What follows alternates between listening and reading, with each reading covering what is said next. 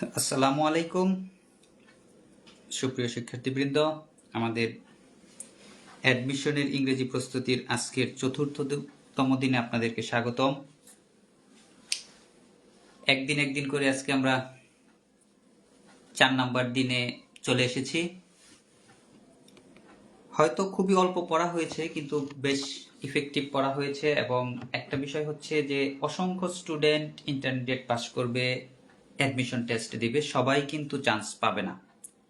এই যে চান্স পাওয়ার সংখ্যা আর পরীক্ষার্থীর সংখ্যার যে পার্থক্যটা, এটাই গড়ে উঠবে এখন আপনি কতটুকু পরিশ্রম করতেছেন তার উপরে। যারা সাথে সাথে নোট করে ফেলছেন, পড়ে ফেলতেছেন, শেষ করতেছেন, তাদের সাথে যারা হঠাৎ পড়তে শুরু করবেন বা পড়তে চাইবেন, বিস্তর একটা পার্থক্য সৃষ্টি হবে। কারণ হচ্ছে প্রতিদিনের অল্প অল্প পড়া ইচ্ছে করলেই একদিনে শেষ করা যাবে না, এটা সম্ভব না। আমরা মানুষ, একসাথে সবকিছু নেয়ার ক্যাপাবিলিটি আমাদের নেই।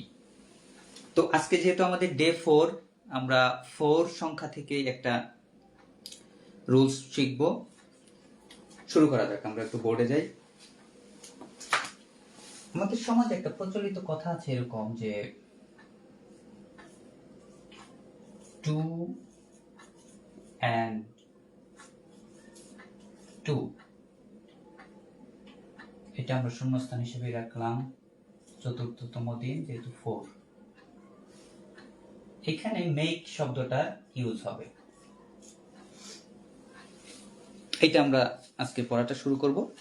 এটা সাধারণত একটা প্রবাদ হিসেবে আমরা ব্যবহার করি যে 2-এ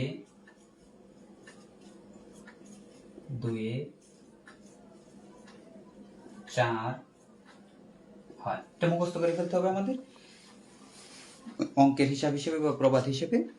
আর একটা কথা হচ্ছে, এখানে একটা গ্রামারের নিয়ম রয়েছে যেটা আমাদের জানতে হবে। এর সাথে আমরা আরেকটা সংখ্যা লিখি। এটা যেমন সত্য 2 আর 2 যোগ করলে 4 হয়, এটাও হতে পারে যে 2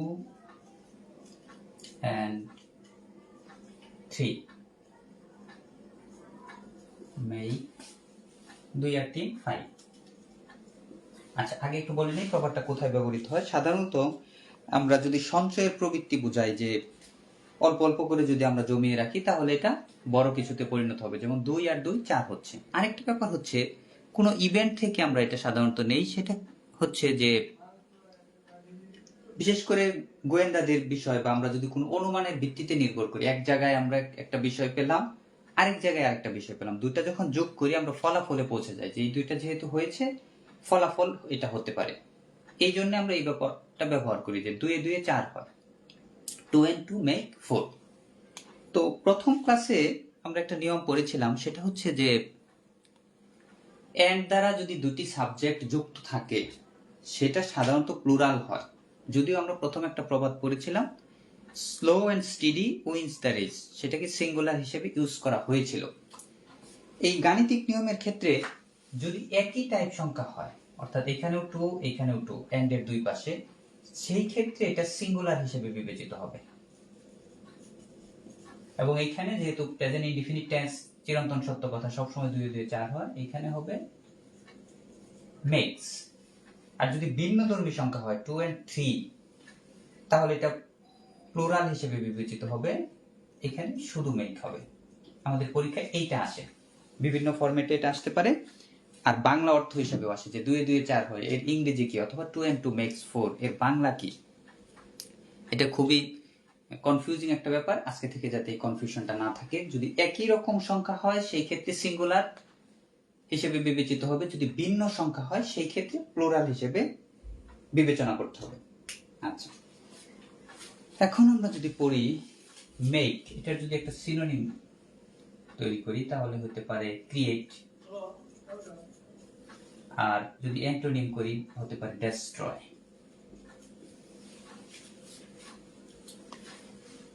আর আজকে আমরা আরেকটা বিষয় পড়বো, সেটা হচ্ছে কন্টিনিউয়াস টেন্স পড়বো।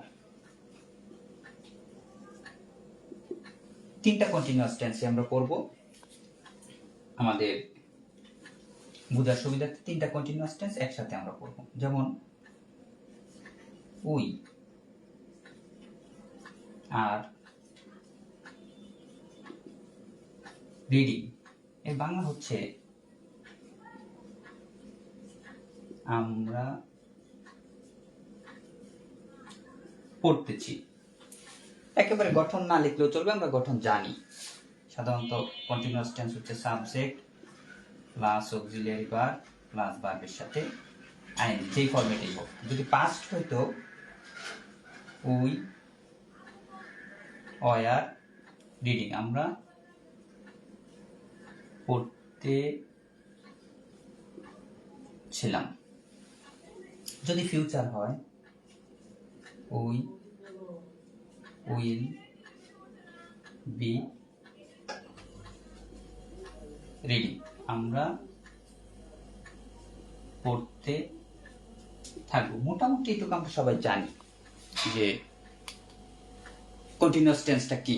তারপরও একটু ব্যাখ্যা করি, সেটা হচ্ছে যদি অতীতকালে কোনো কাজ চলতে থাকে মনে হয় তাহলে আমরা পাস্ট কন্টিনিউয়াসে লিখবো অনুবাদের ক্ষেত্রে, বর্তমানকালে হলে প্রেজেন্টে লিখবো, ফিউচারে হলে যে ভবিষ্যতে চলতে থাকে সেটা ফিউচারে লিখবো। এখন কন্টিনিউয়াস টেন্সের একটা স্পেশাল ইউজ আমরা দেখব। এটা আমরা হোয়াইল লিখে নোট করব। এটা একেবারে আমাদের অ্যাডমিশন টেস্ট, জবে এবং বিভিন্ন বোর্ড পরীক্ষায় ভাইভাতেও জিজ্ঞেস করা হয়। আগের ইয়ারের একটা প্রশ্ন থেকে আমরা শুরু করি। যদি এরকম প্রশ্ন আসে, ডো নট মেক নয়েজ, এর অর্থ হচ্ছে গোলমাল করো না বা শব্দ করো না। হোয়াই, প্রশ্নটা এইভাবেই ছিল, আমি এইভাবেই দিচ্ছি। ইউর ফাদার, এখানে বার হচ্ছে স্লিপ। আমরা একটু বাক্যটা খেয়াল করি, ডো নট মেক নয়েজ, এটা হচ্ছে প্রেজেন্ট টেন্স। তারপরে হোয়াইল যুক্ত হয়ে শব্দটা হচ্ছে ইউর ফাদার, বার হচ্ছে স্লিপ। ঠিক একই রকম আরেকটা বাক্য আমরা দেখি, উই রিচড, আমরা পৌঁছেছিলাম। হোয়াইল একই বাক্য আমরা এই পাশে লিখব, ইউর ফাদার স্লিপ, দুই ভাবে আসতে পারে। এখন আমরা দেখি কখন কি ইউজ করব। যদি হোয়াইল শব্দটি থাকে, এর এক পাশে যদি প্রেজেন্ট টেন্স থাকে, এটা প্রেজেন্ট টেন্স, তখন আমরা এখানে একরকম লিখবো। আর যদি এই পাশে পাস্ট টেন্স, এটা হচ্ছে বার টু রিচড, পৌঁছেছিলাম, যখন তোমার বাবা ঘুমানোর একটা কিছু হবে। এই ক্ষেত্রে রুলসটা হচ্ছে প্রেজেন্ট টেন্স থাকলে হোয়াইলের অপর পাশে হবে প্রেজেন্ট কন্টিনিউয়াস, ইজ স্লিপিং। এটা আমাদের মনে রাখতে হবে, এটাই অ্যান্সার দিতে হবে। আর যদি পাস্ট টেন্স থাকে তাহলে হবে পাস্ট কন্টিনিউয়াস, ওয়াজ স্লিপিং।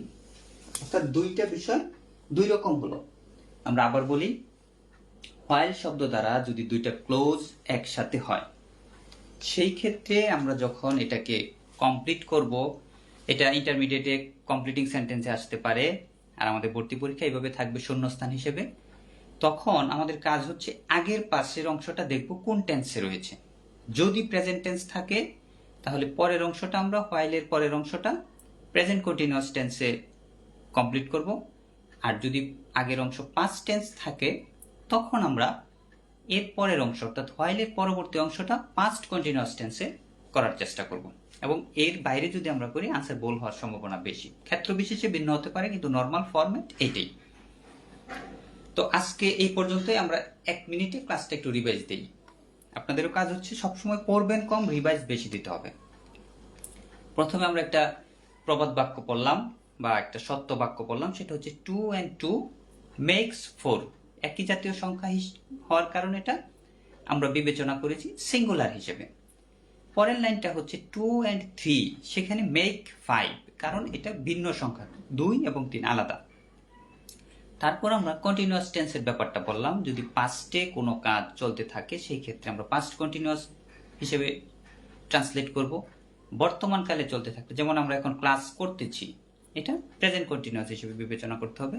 আগামীকালকে আমরা ক্লাস করতে থাকবো, সেটা ফিউচার কন্টিনিউয়াস হিসেবে বিবেচনা করতে হবে। তারপর আমরা হোয়াইলের একটা ব্যবহার শিখলাম, যে হোয়াইলের এক পাশে যদি প্রেজেন্ট টেন্স থাকে অপর পাশে প্রেজেন্ট কন্টিনিউয়াস হবে। আর হোয়াইলের এক পাশে যদি পাস্ট টেন্স থাকে, সাধারণত ইনডিফিনিটি থাকবে, প্রেজেন্ট ইনডিফিনিট অথবা পাস্ট ইনডিফিনিট। তো অপর পাশে আমরা প্রেজেন্ট থাকলে প্রেজেন্ট কন্টিনিউয়াস লিখবো, পাস্ট থাকলে পাস্ট কন্টিনিউয়াস লিখবো। আপনাদের কাছে রিকোয়েস্ট থাকবে হোয়াইল দিয়ে অন্য আরেকটা বাক্য তৈরি করে নোট করবেন এবং এটা কমেন্টে আমাদের জানাবেন যে এটা হতে পারে এক পাশে এটা, অপর পাশে এটা। তো আজকে এই পর্যন্তই। আপনারা অল্প পড়া আশা করি পড়ে ফেলবেন। এই 10 মিনিট যদি ভালো না পড়তে পারেন, আপনি অ্যাডমিশনের স্বপ্ন দেখা আপনার জন্য ঠিক হবে না। সুতরাং প্রতিদিন যেহেতু আমরা খুবই অল্প পড়তেছি, এর চাইতে কম পড়া আসলে যায় না। ক্লাস শুরু হওয়া মাত্রই শেষ হওয়া জাস্ট 10 মিনিটস, তার মাঝে কথা বলতে একটু সময় চলে যায়। আমরা হয়তো মূলত 7-8 মিনিট পড়ি, আবার লাস্টে একটু রিভাইজ দিই। তো 7-8 মিনিট মনোযোগ আমাদের অবশ্যই ধরে রাখতে হবে বড় কিছু করার জন্য। সবাইকে ধন্যবাদ। আজকে